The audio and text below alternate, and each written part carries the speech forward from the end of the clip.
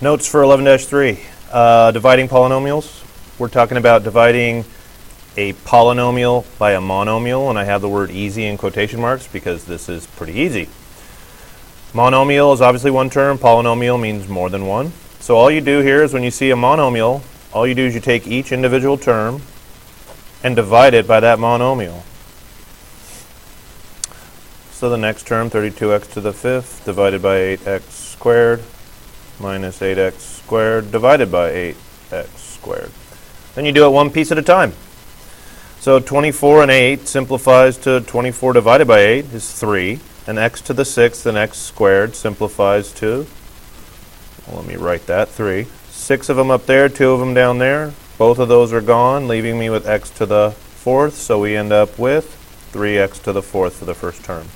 32 divided by 8 is really just 4. X to the fifth, x squared. Both of those are gone, leaving me with x to the third. So plus 4x to the third. Last, 8x squared divided by itself is 1. So minus 1. That's it. That's all you need to do when you're dividing a polynomial by a monomial. Now, the next part of 11-3 is long division.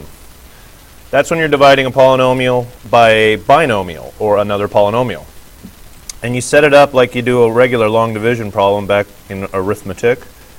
You put the polynomial that's the dividend inside, and you put the thing that you're dividing by, the divisor, on the outside.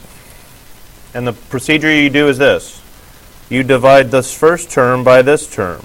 Well, what is x squared divided by x? Another way of thinking about it is, what would you multiply x by to get you x squared? Well, either way, the answer is x, and you put that up here. Then you multiply like you do in regular long division. X times x is x squared, and x times 4 is 4x. So again, divide this by this to get that. Or another way of thinking about it is, what would you multiply this first term by to get x squared? And the answer is x. Then you distribute. Now in regular long division, you subtract. So let's subtract this whole thing. So you have to think that you're distributing this negative. X squared minus x squared gives us 0. They cancel out. 8x minus 4x is 4x. So then in regular long division, you bring down the next terms here, in this case minus 16, and then you divide this by this. In other words, what would I multiply x by to get me 4x? And the answer goes up here, 4. 4 times x is 4x, and 4 times 4 is positive 16. Now you subtract. Remember, you're subtracting both terms. 4x minus 4x is 0, so those cancel out. But negative 16 minus 16 more is negative 32. This is a remainder. And how do you deal with remainders? Well, like if I did a very simple problem over here, if I said 8 divided by 3, 2 times 3 is 6, and you'd have a remainder of 2. The answer would be 2 and 2. This is the remainder. This is the remainder. Thirds, that is the divisor. That is the divisor. So it's 2 and 2 thirds. Well, if you do the same over here, it's x plus 4 and the remainder over the divisor. Done. Next problem's a little harder. I call it a long division with a placeholder, and in math, the placeholder we know is 0.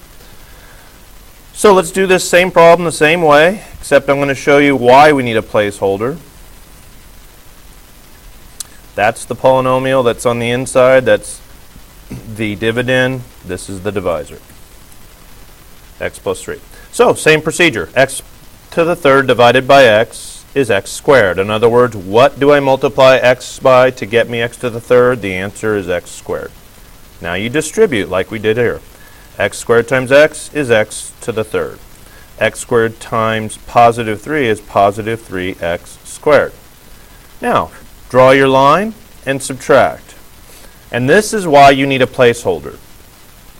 These are like terms. X to the third minus x to the third, you can subtract those and they cancel out. But if I was to just leave this little negative 4x here, I could not subtract 3x squared from 4x. So what you do is you put a 0x squared. That's my placeholder right there. And 0x squared is nothing. It's just there so we can subtract, keep them lined up.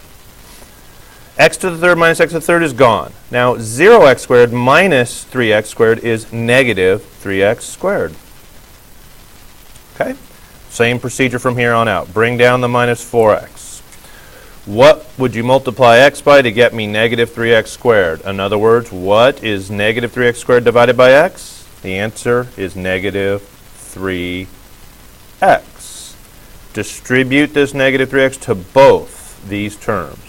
Negative 3x times x is negative 3x squared. Negative 3x times positive 3 is negative 9x. Subtract the whole thing. Now when I subtract a negative, isn't that really adding? So negative 3x squared minus 3x squared cancels out. Negative 4x minus negative 9x. Think about it like this. Negative makes that really a positive 9x. So negative 4x plus 9x is positive 5x. Last term, bring down the 12. 5x divided by x is positive 5. In other words, what would you multiply x by to get me 5x? And the answer is 5. 5 times x is 5x. 5 times 3 is 15. Subtract. 5x minus 5x is 0. 12 minus 15 is a negative 3. That's my remainder. What do you do with it? You bring it up here and you add. Let me make sure that we're separating the problem here. We add the remainder, negative 3, over the divisor. Now go through these problems again. Do them by pressing pause. Watch me do it. Do the problem by yourself and work through the homework problems again. If you have any questions, see me at homework hour. Adios.